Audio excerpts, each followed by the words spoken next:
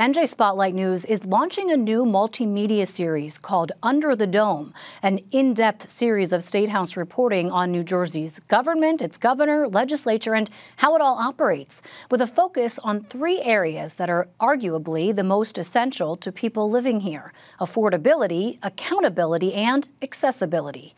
For more on the project, I'm joined by NJ Spotlight News founding editor, John Mooney. John, welcome.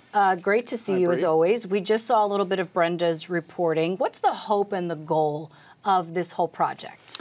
Well, we were selected. We're one of about a dozen sites nationwide, news sites, that were selected for this project that really aims to look more closely at state government in their respective state. In our case, obviously, out of Trenton and the state as a whole, with an intention that it hasn't.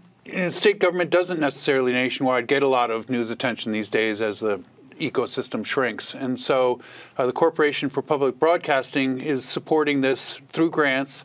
And in our case, we already do a lot of coverage, as Brenda's showed. We already do a lot of coverage of state government, but it gave us an opportunity to do more in-depth pieces that really look at how they work, how they impact, or how agencies impact local communities, local businesses, local residents.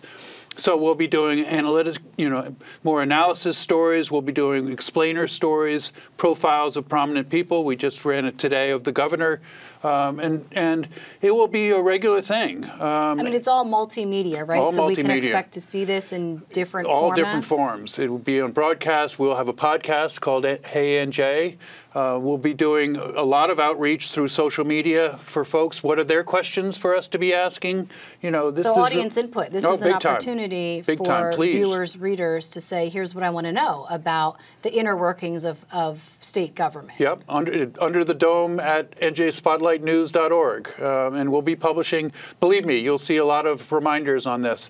And I think it's exciting. It gives it a different look, a different way to get at some of these real issues that do impact. This is a really critical time for state governments, right. Needless to say. I mean, yeah, you mentioned that the ecosystem is shrinking, but also certainly when there are more eyes and ears on a government body, the actors tend to behave differently. So how does that factor in, just given the whole political climate, the polarization, the divisiveness? Yeah, and not to mention we also have an election coming up with our governor and the entire assembly. So I think bringing attention to these issues, does serve the public very well, and our watchdog role is only amplified through this project. Is there a landing page where folks can go to find this, and what other types of issues within the state government umbrella are going to be covered? There is a landing page, which will, if it isn't already, will be up certainly as we populate it. We had our first two stories today. One was on how COVID money has been spent.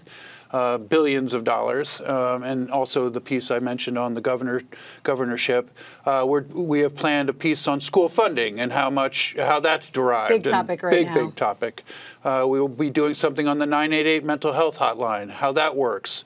What are the components of that? And I mentioned, the podcast will be, I think, a big favorite, where John McAlpin and Maddie Ferentz will be sitting down weekly and sort of summing up the news of the week and also the work we've done and how we did the work.